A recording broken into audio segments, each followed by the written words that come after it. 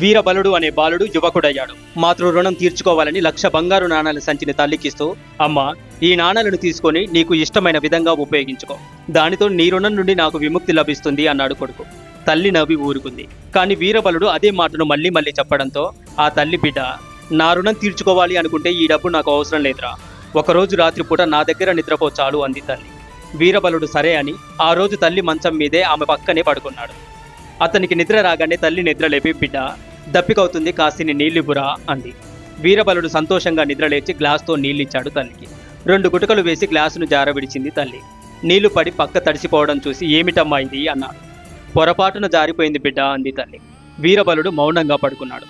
అతడికి కాస్త నిద్ర పట్టగానే తల్లి మళ్ళీ నిద్రలేపి, బిడ్డ, దప్పికవుతుంది, కాస్తిని నీళ్ళివ్వురా అంది. ఇప్పుడే కదే నీళ్లు తాగావు, ఇంతలోనే మళ్ళీ దప్పికైందా? పత్తి గింజలేమైనా తిన్నావా అంటూ చిరాగ్గా లేచి నీళ్ళిచ్చాడు కొడుకు. మళ్ళీ తల్లి మొదటి మాదిరిగానే 1-2 గుటకలు వేసి నీటిని పక్క మీద ఒలకపోసింది. వీరబలుడు కోపంతో, అమ్మా, ఏమిటిది? పక్కంతా తడిపేశావు, కళ్ళేమైనా నెత్తికెక్కాయా? కళ్ళు కనిపించట్లేదా అన్నాడు. బిడ్డ, చీకటిగా ఉండడంతో గ్లాసు చేతి నుండి జారిపోయిందిరా అని చెప్పింది తల్లి. అది విని కోపాన్ని తమాయించుకొని వీరబలుడు మళ్ళీ నిద్రలోకి జారుకున్నాడు. అంతలో తల్లి మళ్ళీ నిద్రలేపి మంచినీళ్లు అడగడంతో వీరబలుడు కోపం పట్టుకోలేకపోయాడు. అమ్మా, ఏమిటి?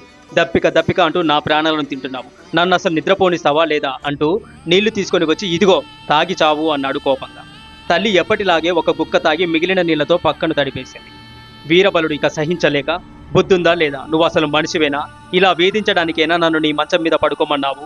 ఈ తడిబట్టల మీద ఎట్లా పడుకుంటారే? చూడబోతే నీకు మతి పూర్తిగా పోయినట్లుంది, అందుకే నన్ను ఇలా చంపుకు తింటున్నావు అంటూ ఆగ్రహంతో కేకలు వేశాడు కొడుకు. అప్పుడు తల్లి, వీర, కోపాన్ని చాలించు బిడ్డ, అరుపులు ఆపురా. నా రుణం తీర్చుకుంటాను అన్నావు కదరా, తల్లి రుణం తీర్చుకోగలుగుతావా?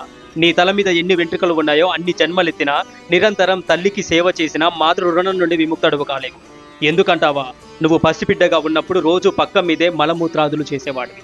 నీ తడిసిపోయిన బట్టలు విప్పేసి నా కొంగుతో నిన్ను కప్పేదాన్ని. నువ్వు పక్క బట్టలను తడిపిన వైపు నేను పడుకొని, నిన్ను పొడిగా ఉన్న వైపు పడుకోబెట్టి నిద్రపుచ్చేదాన్ని. ఇలా రోజు కాదు, ఒక వారం కాదు, కొన్ని నెలలు కాదు, సంవత్సరాల పాటు నీ అంతటా నువ్వు వేరే పడుకోగలిగే వరకు నేను ప్రతిరోజు అలానే ఎంతో ప్రేమతో సేవ చేస్తూ ఉండేదాన్ని. కానీ నువ్వు 1-2 సార్లు నీళ్లతో పక్క తడిపినందుకే కోపం వచ్చి నన్ను విసుకుంటున్నావు. ఒక్క రాత్రికే ఇంత వీరంగం చేస్తున్నావా అంది తల్లి. వీరబలుడు సిగ్గుపడి తల్లి పాదాలను పట్టుకొని, అమ్మా, నా కళ్ళు తెరుచుకున్నాయి అంటూ ఏడవడం మొదలుపెట్టాడు. బిడ్డలను కనిపించే క్రమంలో తల్లి పడే శ్రమకు, కష్టానికి, సహనానికి బదులు తీర్చుకోవడం అన్నది ఎన్ని వందల సంవత్సరాలు సేవ చేసినా జరిగే పనే కాదు. తల్లి రుణం చెల్లించడము అసంభవం. చివరికి దేవుడైనా సరే, లోకంలో ఎవ్వరు కూడా తల్లి రుణం తీర్చుకోలేరు అన్నది సత్యము. మీకు ఈ వీడియో నచ్చితే హరే కృష్ణ అని కమెంట్ చేసి మీ యొక్క విలువైన అభిప్రాయాన్ని తప్పకుండా తెలియజేయండి.